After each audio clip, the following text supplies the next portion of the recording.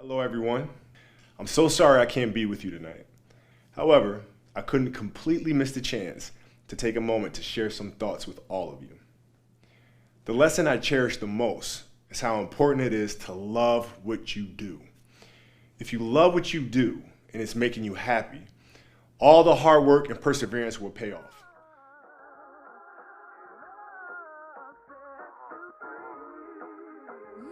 Picture that.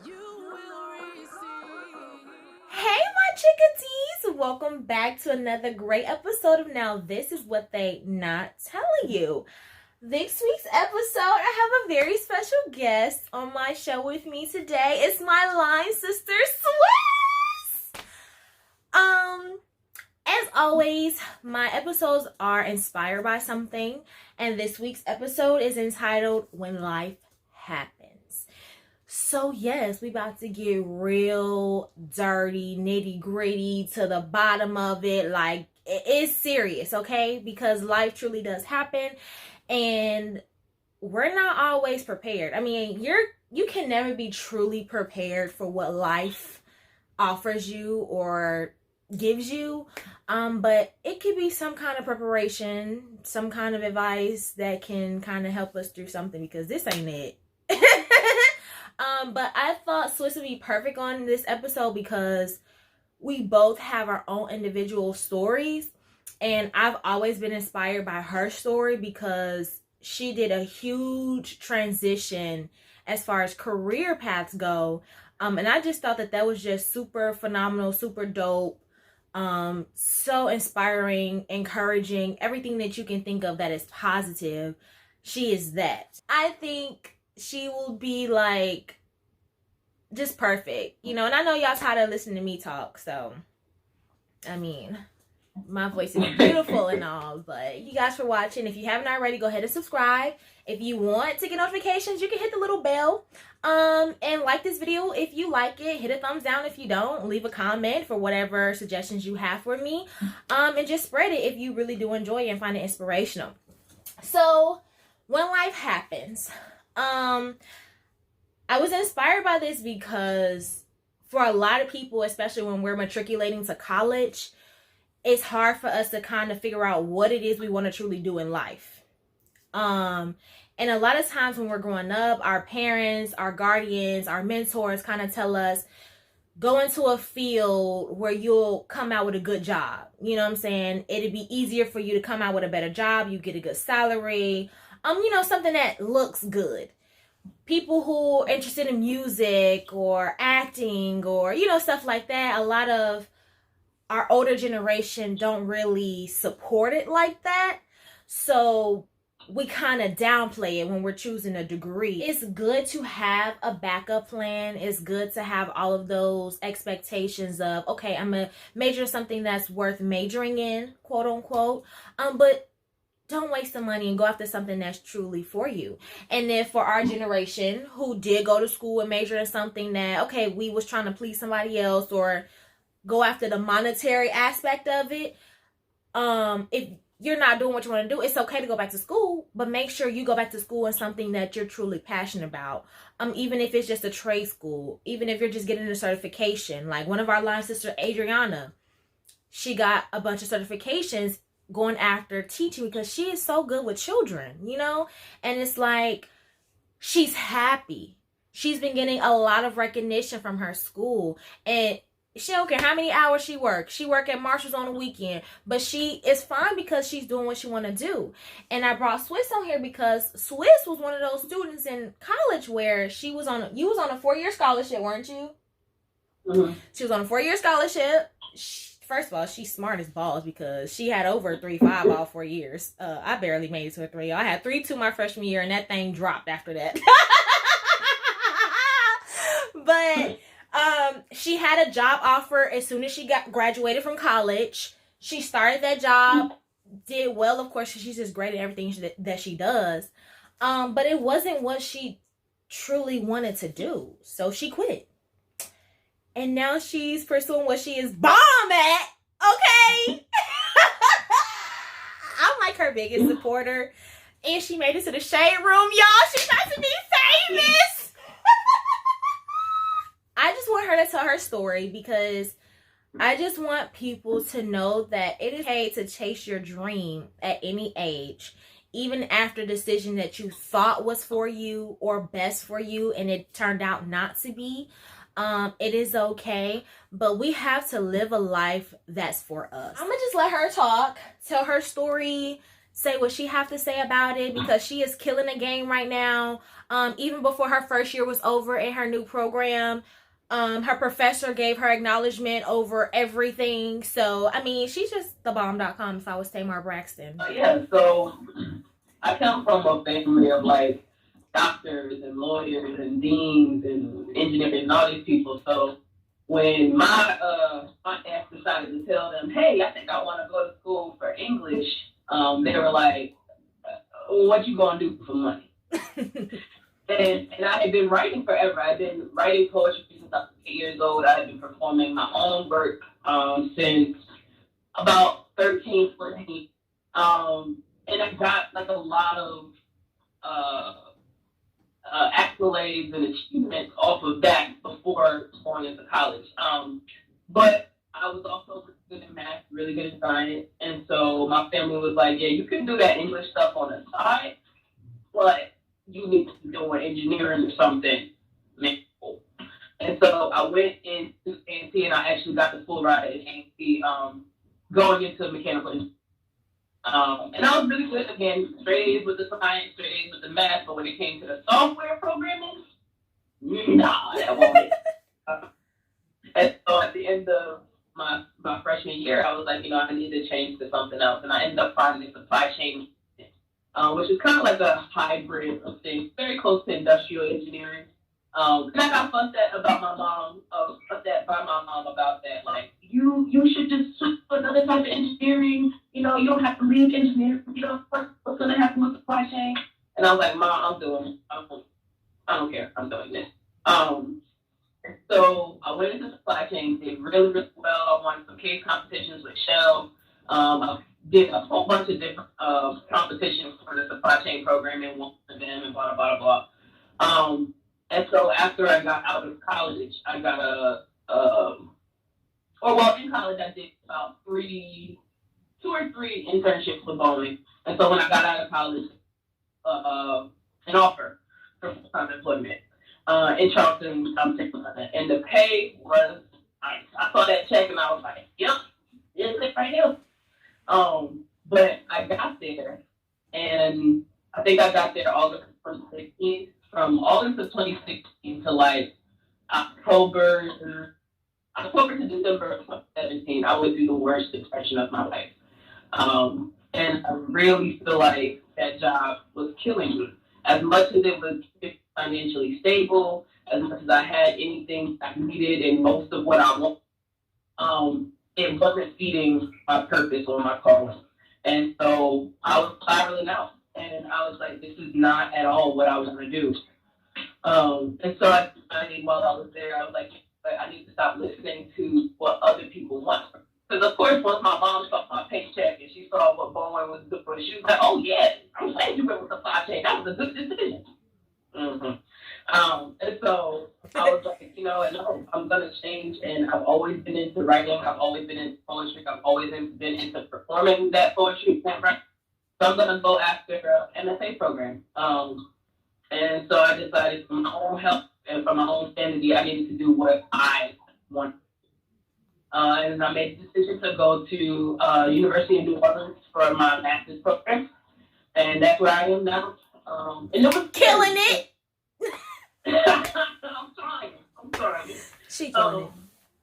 It was scary because I didn't, for a long time, think that I was that great of a writer. Like, even when I was on AT, that's kind of what I was known for. I was known for my poetry. Yes. I was known for my... I'm sorry. Because that Aggies and Poets performance, all of us was in there. People who she didn't even know was in there. It was like a big thing. If you go to A&T, you know what we talking about. She did this one poem and everybody was like, yes, Wes, like, you better kill it. It's like, she thinks of stuff that you be like, okay, how did that even come to your mind? Like, where did that even come? Whose creativity level is that high? And it makes sense to where everybody can relate, no matter what you're doing in life, no matter what age you are. It's just like you be stuck. Like, how did you even think And of then this? I didn't think that. You know what I'm saying? And I feel like because I wasn't completely walking in my purpose, I wasn't completely accepting of that gift. Yeah. And so I got here and I was still shaky. I was like, I don't know if I'm supposed to be here. I'm worried. I have the same background knowledge that these poets have. I'm not classically trained in poetry. I don't know shit about no sonnets or no lyrics and haikus and I don't know shit. I don't know none of that shit. So they were like, luckily I have one good professor who was just like, we got you. Just ask questions and you gonna learn as you go. And I did. And then I ended up just like falling in love after a lot of trauma and a lot of pain and a lot of extraneous stuff that was happening in my life. I fell in love with myself and thereby fell in love with my work. And now everything just seems to be falling into place. Like yes. I had a bunch of conferences last semester or last year that I presented at. So I presented research there. I did readings. I recently got approved to do a conference called the MELUS conference. It's the Multi-Ethnic Literature of the U.S. conference, and where I'll be presenting my research on Black people and Black and brown voices being kept out of science fiction and fantasy, yes. And how they're doing that out of racist motivations and not because we are not quality in our work. And so now I'm finding through these things that I'm just super interested in and super passionate about. Things that opportunities are popping up, things are falling into place, achievements are being given, or not given, earned, honestly. I've been working in the streets, okay? And then I started doing more for my brand. So I decided that I'd do bi-weekly posts on my Instagram, and I'll put haikus up on days and whatever type of lyrical written something on Fridays. And that's my haiku and Free Friday. And so off of one of those Get Free Friday posts, I sent it to the Shade Room, and they put me up. Yeah. And a lot of people have hit me up. I saw one comment or 2 or 3 comments that tagged Diddy and was like, you need to look at her flow and blah, blah, blah, blah. And I was just like, this is dope. I had Selena Johnson follow me, which I'm like, I love her, that's my sorrow. But the thing is, this, I know that I'm not ready for that yet, right? I understand that this is a slow process, and I am very new in the beginning of this grind process. And something that I've been talking to Ashanta about, and I talk to a lot of people about, is you have to have patience. I know for a fact I ain't ready to be, or nobody's making up a band or nothing like that right now. Because right now I got a lot of grinding to do. I got a lot of work to put in. I got a lot of small steps that need to be taken before we get up there. But I trust myself now, and I trust that this calling has always been my calling. And now that I'm walking in it, I will never have that fall. I might stumble a little bit, but I'm not gonna fail because this is what I was meant to do. Right. And yeah, life does happen. A lot of people are sitting here like, well, what are you going to do with your supply chain degree? You spent all that time getting that, and you made all these connections. And I mean, these connections is not going to go away. And honestly, right now, being in grad school, I don't have a full-time job. I've been working part-time with the school, and it's not paying the bills. So I'm heavily considering it, and I've been applying 2 full-time supply chain positions so that it can feed while I'm getting my degree. And be financially stable. So you don't have to be I got this degree and I want to just throw it all away. I mean, right. You can if you can financially support yourself doing exactly what you love and only what you love, do that. But sometimes we need to do things that we don't necessarily want so that they can fund what we want to do. But as long as you have a plan for getting out of that, you'll be good. Because I think the thing that was causing me the most misery in bowling was that I didn't have a light at the end of the tunnel. I wasn't working on any way of getting out and doing my poetry, other than like doing poetry in the city or whatever. And so I think now being able to be like, yeah, I have this job now, but it's just to sustain me until I get a professorship or I get on tour doing my poetry or, you know, whatever the heck happens. I think now with that change of perspective and knowing that it's just there to feed me physically while my calling feeds me spiritually, yeah, I think I would be able to do it a lot better now. Yes, I told y'all, like, she's just the bomb.com. But that's why I wanted her on here, because we talk all the time. And I've been telling her since, like, forever, like, you know, I'm a huge fan of going after what you love. And like she said, like, do what you have a degree in, or, you know, what you can do currently to feed you physically, but still go after what feeds you spiritually, you know, because at the end of the day, even though you might not be, you know, where you want to be in life right now, you are fine because you know, I'm getting to that place where I want to be. Don't be afraid to go after what you feel like is meant for you. You know, we all have a gift that God has blessed us with, even if you're spiritual or not. You are gifted with something. You are placed on this earth to do something. You're placed on this earth to benefit other people. You know, you just have to be willing to jump out there and find it and pursue it and not be afraid of it. You have to understand that this is your life, you know? People will tell you, you know, don't do this because it's not going to make you money. Don't do that. First of all, I'm a firm believer that anything that you are called to do or anything that you are drawn to do, you can make money. So, you know, the money comes. Right. But people are talking, when they tell you not to do something, they're talking from a place of their own limitation and not yours. Like, so over the summer, last summer, I did a performance with Summit 21. Have you heard of Blavity? Yeah, they're like a Black millennial media company. And so they were like, hey, we want you to come out to Blavity and perform at different events in our conference. And I was like, yeah, definitely. And so I was talking to my older sister and my cousin, and I was like, you know, I'm trying to think of my poetry set, and I think I want to sign one of the poems. Like, I want to do one of the poems in sign language. And my sister was like, you only have a couple weeks to get the set together. And I was like, yeah.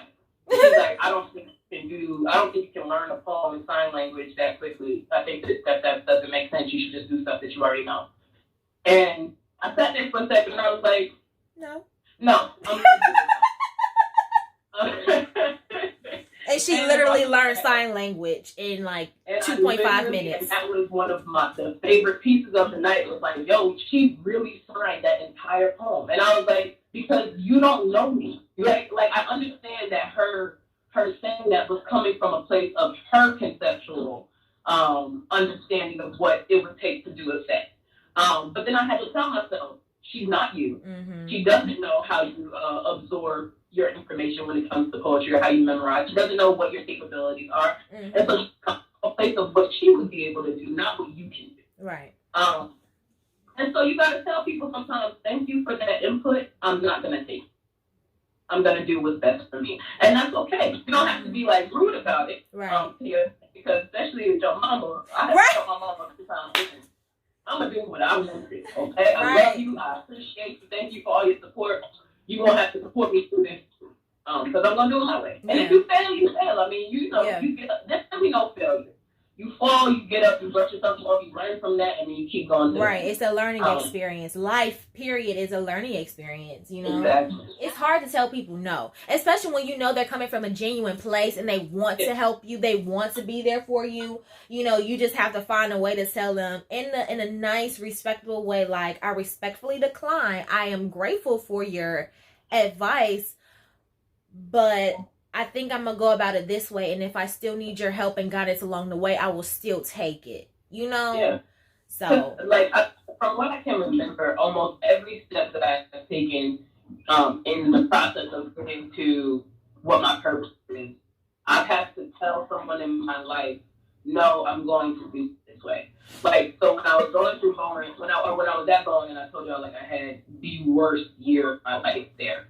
I was telling my mom I need to get out and I'm gonna go and get an MFA program, and she was like, "Well, you only been at Boeing for 2 years. Like, give it another year and then move so that you have more time, like save up more money and blah blah blah blah."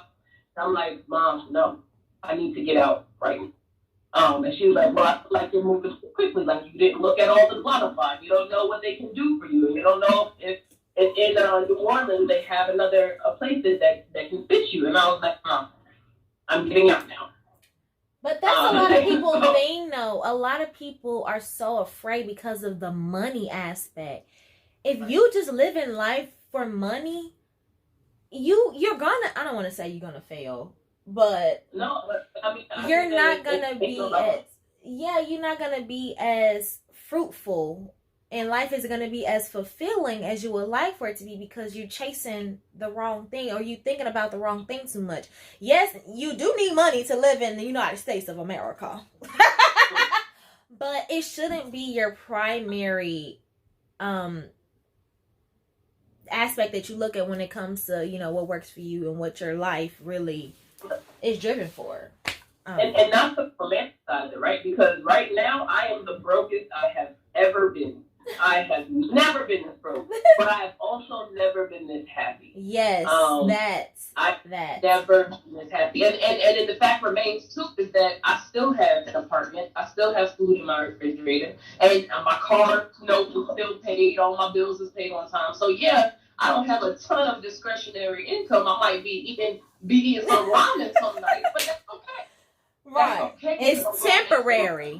Exactly. And that's what people don't realize too. It's like, especially in the arts and humanities and stuff like that, getting to a place where you are sustaining yourself off of that takes some time. Like I was following Toby Nwigwe, this rapper out of Houston, Texas, and he talks about how like he was supposed to go to the NFL, but somehow in the camp he like tore his ACL or hurt something. I don't know. He got injured and he couldn't go forward in the NFL. And so he was going to be the coach, but he was like, you know what? I'm going to dedicate every Sunday for the next 10 years to rapping. And if it doesn't take off in 10 years, I'll say F it. I'll go back to whatever I was doing, but I want to focus on this for the next 10 years. He did not see a rise in his success or blowing up until 7 years in. 7 years. So for 7 years, he every Sunday pumping out a music video, pumping out lyrics, pumping out something.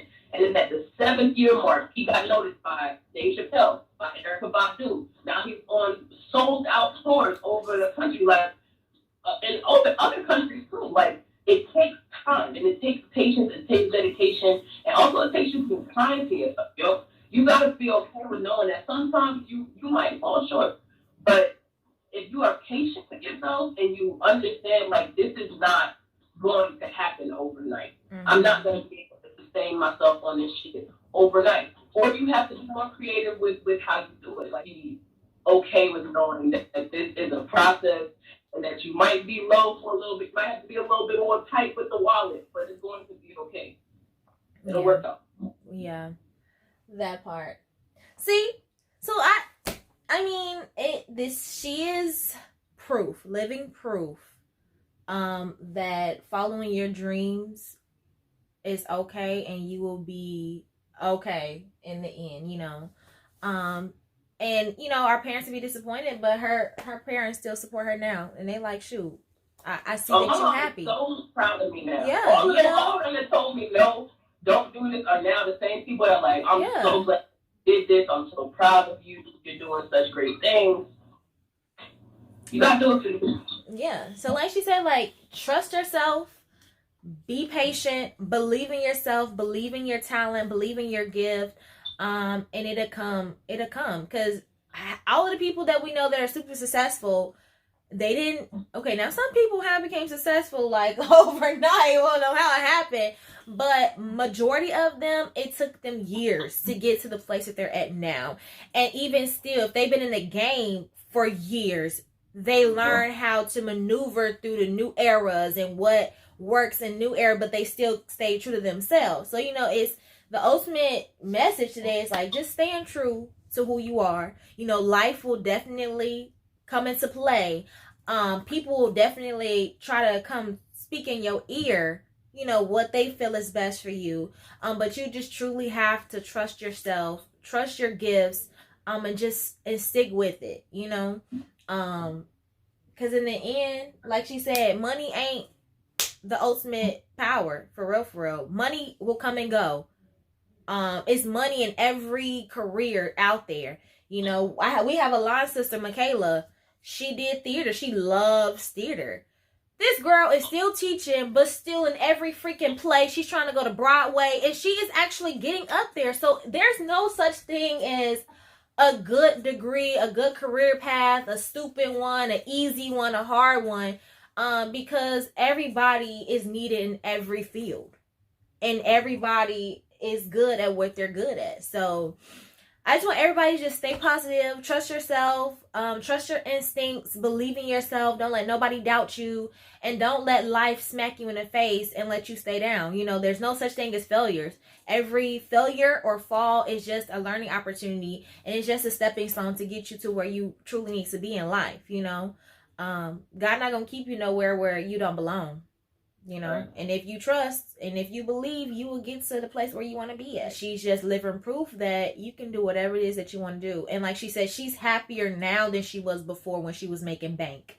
You know what I'm saying? And that speaks volume right there. There's no set time frame for what's destined for you. And I still have to remember that. And so I don't care what age you are, we all have to be mindful of that, because, it's something out there for us, and it's gonna happen, so that's all we have for today. I hope you guys found this just as powerful, inspirational, motivational, as realistic as possible. That's what my channel is for, is to be as relatable to everybody as possible, and just to inspire and motivate as many people as possible. It's not geared to just one age group. I talk to children, high schoolers, people in their 20s, their 30s, are what I call seasoned adults, those 40 plus people, because we all need to be reminded of something, so like I said before, if you like this video, despite us being a little non-personal, give it a thumbs up, comment, share, talk about it to your peers, your people, whatever like that, and just spread the encouragement, because we all need it. Even if you think your person or people who you close to doing a good job, everybody still need a little bit of encouragement here and there. So thank y'all. Swiss, I see you in NOLA soon. We go playing that. Ooh, y'all just cut my elbow. Come on with it. But we go see you in NOLA when we replan this trip or whatever. So I love you. Love you more. Thank you. I'll call you later. Alright. Alright. Bye, y'all. Oh, y'all know what to do. I forget. Live more than a little. Live beyond your means. Love beyond your means. And shoot, don't have no shame in your game. Just like you can tell somebody no what's best for you. The lesson I cherish the most is how important it is to love what you do. If you love what you do and it's making you happy, all the hard work and perseverance will pay off. I once had a guidance counselor tell me that I shouldn't play basketball, that it would never amount to anything for me. His negativity towards me made me stronger. You can't stop people from trying to limit your dreams, but you can stop it from becoming a reality. Your dreams are up to you. I encourage you to always be curious, always seek out things you love, and always work hard once you find it. So with that, I'll let you carry on with your evening. Please know I'm thinking of you, supporting you, and encouraging you always. Peace.